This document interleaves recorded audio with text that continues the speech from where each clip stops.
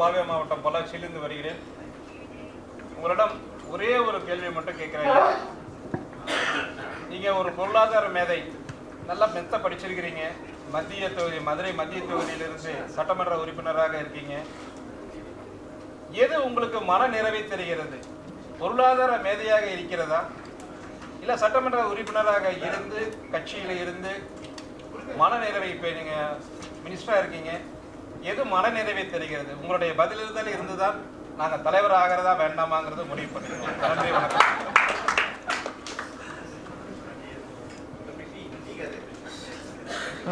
ரொம்ப ஆழ்ந்த கருத்து கேள்வி.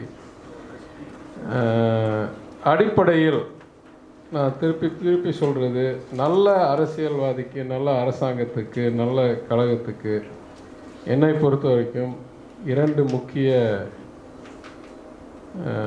அம்சங்கள், குணம், அடையாளம். ஒன்று இருக்கிறதுலே முக்கியமானது, முதல் மனித நேயம். அடுத்தவங்களுடைய துயரத்தை நீக்கணும் என்ற விருப்பமும், நீக்கினால் வர்ற மன நிறைவும், எங்கெல்லாம் ஒரு தவறு நடக்குதோ அதெல்லாம் தடுக்கணும் என்று நினைக்கிறதும், அதெல்லாம் திருத்தணும் என்று நினைக்கிறதும், மக்களுக்கு இந்த மாதிரி ஒரு தூணாக, வேறு எங்கேயும் போக முடியலன்னா பிடிஆர் வீட்டுக்கு போனால் ஏதாவது எங்களுக்கு கிடைக்கும், ஒரு நியாயம் கிடைக்கும், நன்மை கிடைக்கும்ன்ற ஒரு அடையாளத்தை that I think is the core for me and I think for all good politicians. எல்லா அரசியல்வாதிக்கும் என்னை பொறுத்த வரைக்கும் மனித நேயம் தான் இருக்கிறதுலே முக்கிய குணம். ஆனால் 2வது குணம் செயல்திறன். நீங்கள் இருக்கிறதுலே நல்ல மனிதனாக இருந்துட்டு அதுக்கப்புறம் உங்கள் பணியை உங்களால் சரியாக நிறைவேற்ற முடியவில்லை என்றால் அப்போ மக்களுக்கு முழு பலன் கிடைக்கிறதில்லை. அதனால் எம்எல்ஏயாக இருக்கும்போது, எதிர்கட்சி எம்எல்ஏ இருக்கும்போது இட்ஸ் ஹார்டர் டு மெஷர். ஒரு அளவுக்கு எந்த எம்எல்ஏ எவ்வளோ சிறப்பாக இருக்காங்க சொல்கிறதுக்கு கஷ்டம். ஆனால் அதே சமயத்தில் அந்த ஜூனியர் விகடனில் ஏதோ மிக சிறப்பாக பணியாற்றின எம்எல்ஏன்னு ஒரு தடவை பேட்டி போட்டிருந்தாங்க, யாரோ கேள்வி கேட்டதுக்கு. அதே மாதிரி ஏதோ ஒரு அவார்ட்ஸ் செரமனியில் டாப் 10 எம்எல்ஏஸில் போனேன். So I can show. ஏன்னா நான் 6 மாதத்துக்கு ஒரு தடவை ஒரு அறிக்கையை வீடு வீடாக போயிட்டு என்ன பண்ணல, எத்தனை திட்டத்தை நிறைவேற்றினேன், எங்கெல்லாம் தொகுதி மேம்பாட்டு நிதி போச்சு, எத்தனை புகார் வந்துச்சு, அதில் எத்தனை நிறைவேற்றப்பட்டது. அதனால் ஒரு ப்ரொஃபஷ்னலிசமோ இல்லை ஒரு தெளிவோ ஒரு டிரான்ஸ்பேரன்சியோ கொண்டாந்ததில் மகிழ்ச்சி அடைந்தேன் சட்டமன்ற உறுப்பினராக. ஆனால் இன்றைக்கு அமைச்சராக இருக்கும்போது எனக்கு மாநில அளவில் கடமை இருக்குது, என் தலைவர் கொடுத்த வாய்ப்பினால். அது நான் இங்கே அவர் அனாவசியமாக புகழ்றேன்னு நினைக்காதீங்க. 2வது முறை சட்டமன்ற உறுப்பினர், முதல் முறை அமைச்சருக்கு இவ்வளோ ஒரு பெரிய பொறுப்பை, அதாவது நிதியமைச்சர் என்ற பொறுப்பை கொடுத்தது உறுதியாக ஒரு புரட்சி. It's revolution, it's fundamental transformation. இப்போ யூபி ஃபைனான்ஸ் மினிஸ்டர் பார்த்தீங்கன்னா அவர் 9 டைம்ஸ் எம்எல்ஏ. நாளைக்கு என்ன இல்லத்துக்கு உணவு சாப்பிட வர்றாரு துஷ்யந்த் சௌத்தாலா, அவர் deputy chief minister. Normally chief மினிஸ்டரோ இல்லை இன்னைக்கு ஃபைனான்ஸ் மினிஸ்டர்ஸ் மீட்டிங்க்கு டெல்லியில் போனோன்னா, state finance ministers with union finance minister போனோன்னா ஒரு 6-7 chief ministers have kept finance, ஒரு 6-7 deputy chief ministers have kept finance. பாக்கி 15 தான் ஆக்சுவலாக வெறும் ஃபைனான்ஸ் மினிஸ்டர். அந்த 15 பார்த்தீங்கன்னா ஒரு 13 பேர் நம்பர் 2ஓ நம்பர் 3ஓ இருப்பாங்க பார்ட்டியில். அவங்களுக்கு தான் நிதித்துறை கொடுக்கப்படும். அப்போ இவ்வளோ ஒரு அன்எக்ஸ்பெக்டட் ரெவல்யூஷனரி முடிவை எடுத்து என்னிடம் இந்த வாய்ப்பை கொடுத்தது.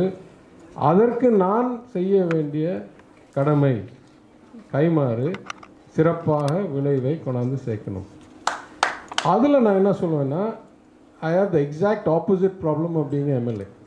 ஏன்னா விளைவு மிகவும் நல்லா வருது, ரொம்ப ரொம்ப நல்லா. நான் எதிர்பார்க்கறதுக்கு மேல் என்னால் அவருடைய ஆதரவினால் மாற்றத்தை கொண்டாந்து சிறப்பான விளைவை உருவாக்க முடியுது. இல்லை என்ன ஒரே பிரச்சனைனா, நாங்கள் என்னெல்லாம் பண்ணுறோம், நாங்கள் 100 முயற்சி 200 முயற்சி எடுக்கிறோம், அதனால தான் விளைவு வருது. எதுவும் வானத்துலேருந்து உழுகிறது இல்லை. Nothing in life comes free like that.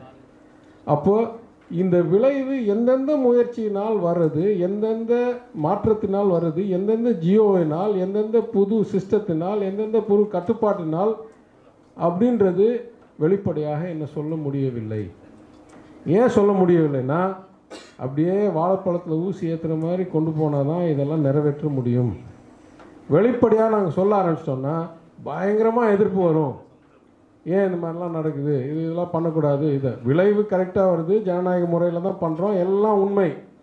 ஆனால் அனாவசியமாக எதிரி உருவாக்க வேணான்றதுக்காக இதை அப்படியே அடக்கி வாசிச்சுட்டு விளைவு let the result speak for them செல்ஸ்ன்ற மாடலில் நாங்கள் இருக்கோம். அது உறுதியாக தெளிவாக சொல்கிறேன். போன வருஷமும் மிகப்பெரிய மாற்றம், இந்த வருஷம் அதே போல் மிகப்பெரிய மாற்றம் வரும். அப்போ அந்த அளவுக்கு மனப்பான்மை இருக்கணும். That you should let the results speak even though you cannot go and say what it is you're doing. இது எனக்கு நல்ல வேலைக்கு நான் வால் ஸ்ட்ரீட்டில் இருந்தபோது நல்லா எனக்கு பாடம் கற்றுருச்சு. நீ ட்ரேடராக இருந்தேன்னா உனக்கு பிஎன்எல் பொறுத்து போனஸ். ஆனால் நீ வாயை மூடிட்டு பணத்தை வாங்கிட்டு போகிறவனுக்கு எந்த பிரச்சனையும் இல்லை. இவ்வளோ வாங்கினேன் அவ்வளோ வாங்கினேன்னு சொன்னால் 10 பேருக்கு பொறாமை வரும், எதிர்ப்பு வரும். அதனால் you must remain focused on the outcome, not on the நான் என்றைக்காவது ஒரு நாள் நான் ஒரு நூல் எழுதி என்ன தான் நடந்துச்சு எப்படி தான் நடந்துச்சுன்னு அன்றைக்கி நான் எழுதி வச்சுட்டு போகிறேன் தவறதுக்கு முன்னால். இப்போது விளைவு வந்துட்டுருக்கு. அது என் தலைவருக்கு செய்ய வேண்டிய கடமை. அது மிகவும் எனக்கு மனநிறைவு கொடுக்கும். Before the next question, quickly summarize பண்ணணும்னா, if I can say, what you don't measure you cannot manage அப்படின்னு சொல்லிட்டு ஒரு பீட்டர் ட்ரக்கர் சொல்லியிருக்காரு. ஒரு கான்ஸ்டிடுவன்சி நம்ம ஜெயிச்சிட்டோம், அடுத்த 5 வருஷம் கழிச்சு போகலாம் அப்படின்றது was a trend earlier. A key lesson probably is that on a half yearly basis, here is a man who says நான் இதான் இந்த 6 மாதம் பண்ணியிருக்கேன், and distributing that within the constituency, which has about approximately 3,20,000 voters, is another key lesson that we have to be in touch with the voter. You voted me to power, I am responsible to you. PTR வீட்டுக்கு போனால் இந்த எனக்கு நடக்கும் அப்படின்ற அந்த நம்பிக்கையை ஏற்படுத்துறது ரெண்டாவது. மூன்றாவது விஷயம் எனக்கு ரொம்ப பிடிச்சது அவர் சொன்னது என்னன்னா, he says the last point, okay, I'll come to that next question. Yeah, அவங்க டாக்டர் சொல்லுங்க. Sir, actually the question is for both. Question is for both, okay.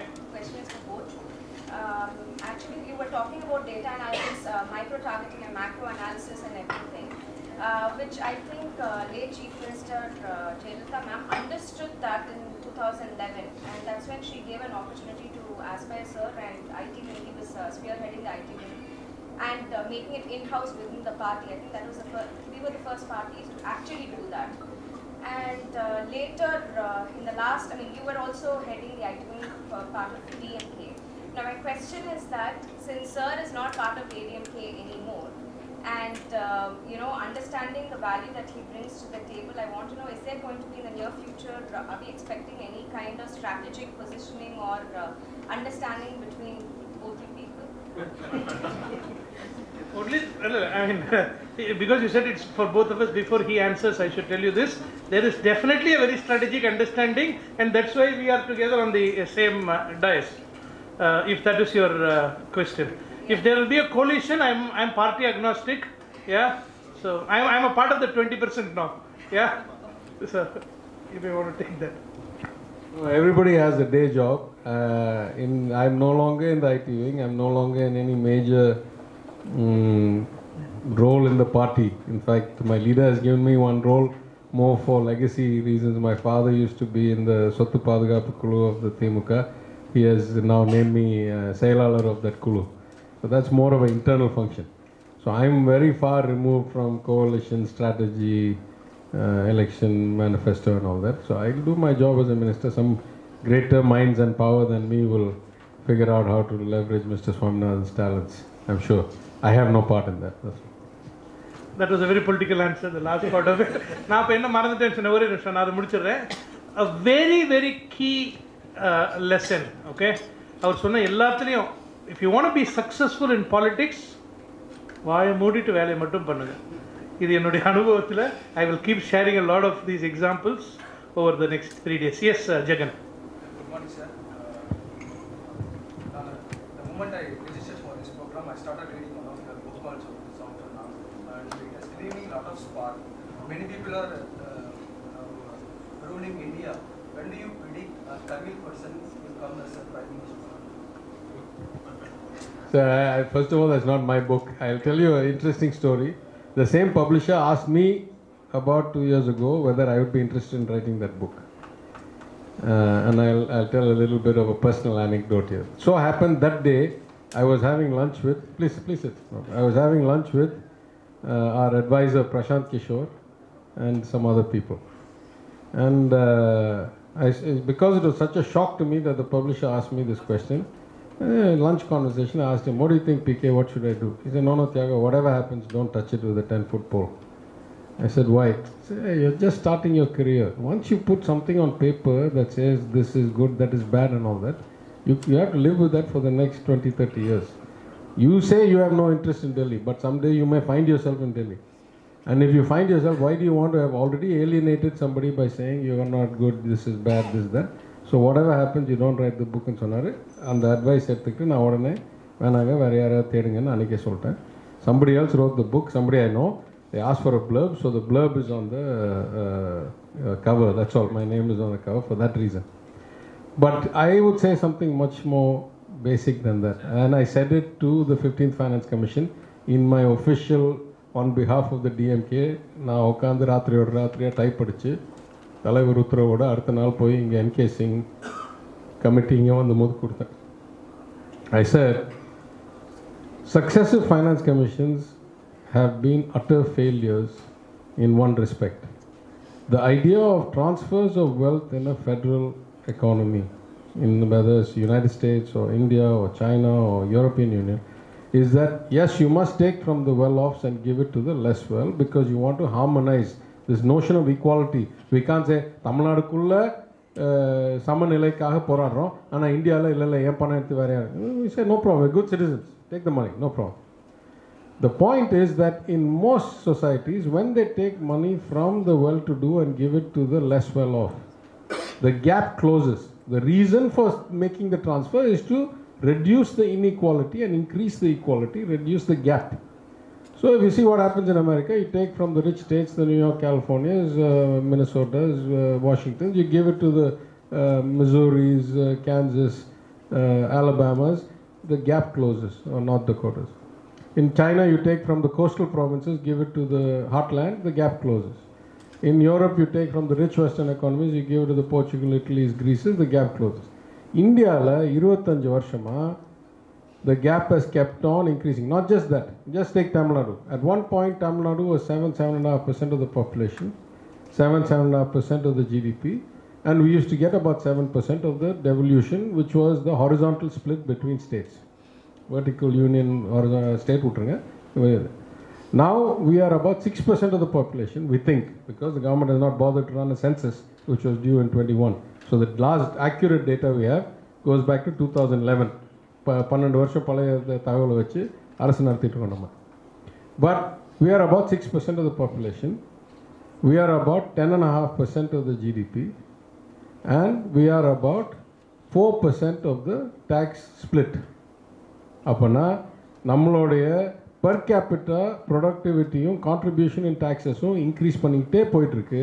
நம்மளுக்கு திரும்பி வர பணம் குறைஞ்சி போயிட்டே இருக்குது. அப்போனா the transfers, not only are they not reducing inequality, not only are they not stabilizing inequality, not only are they crystallizing inequality at the same ratio, they're actually accelerating inequality. That is, Tamil Nadu keeps on getting better and faster and faster Bihar gets worse and worse.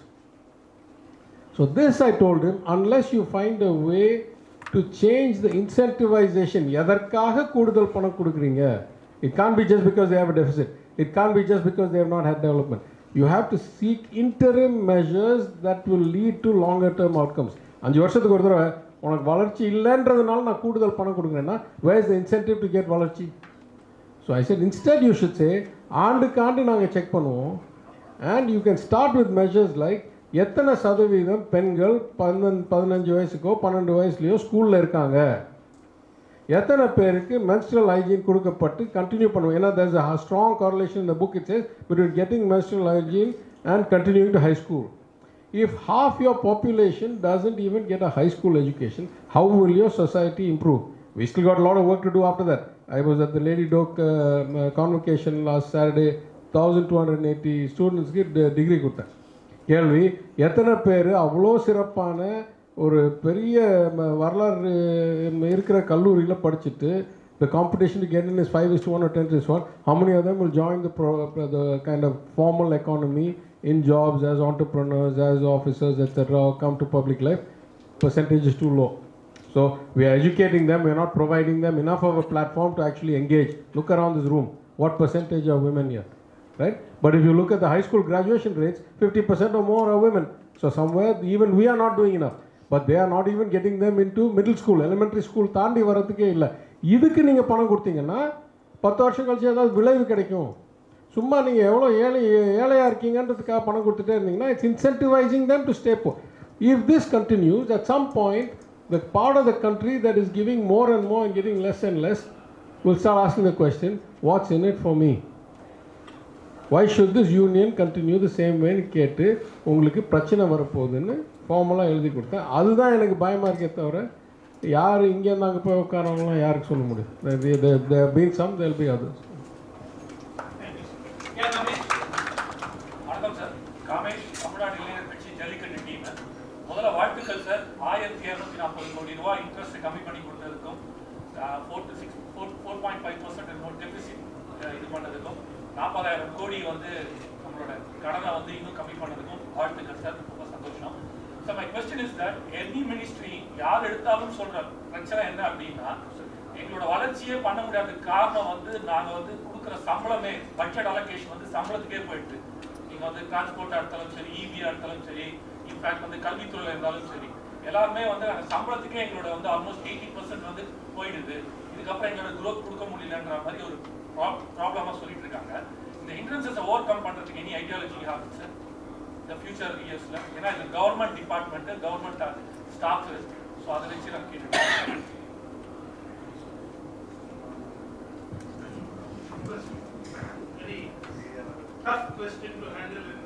இல்லை நான் துறை அமைச்சர், அதனால் நான் ரொம்ப கேர்ஃபுல்லாக பேசணும்.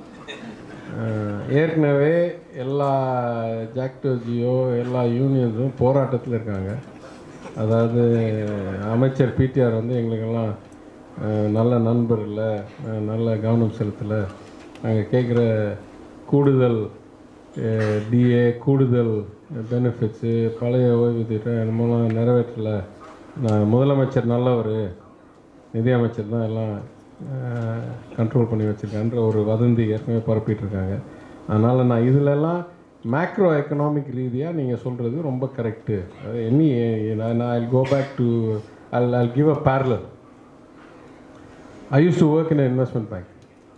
Investment banks, like great luxury was that you had relatively high leverage and you had relatively low risk.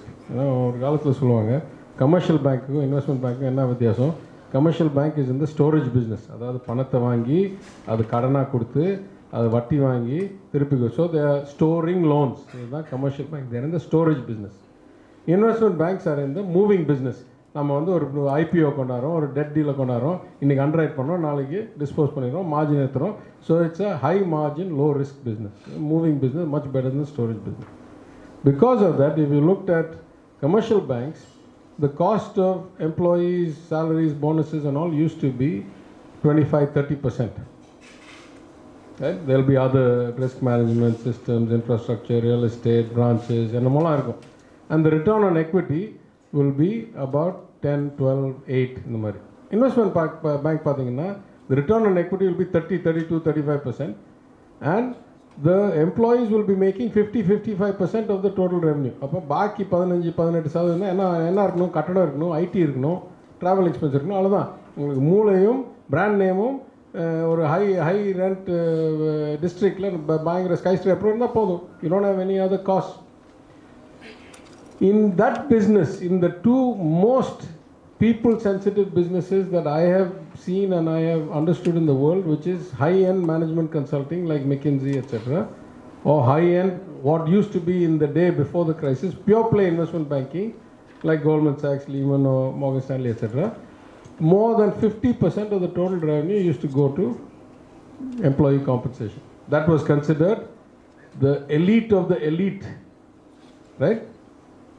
In our government, much greater ratios than that go to the government employees' salaries and pensions. That means the total employee cost is, as you say, a great proportion.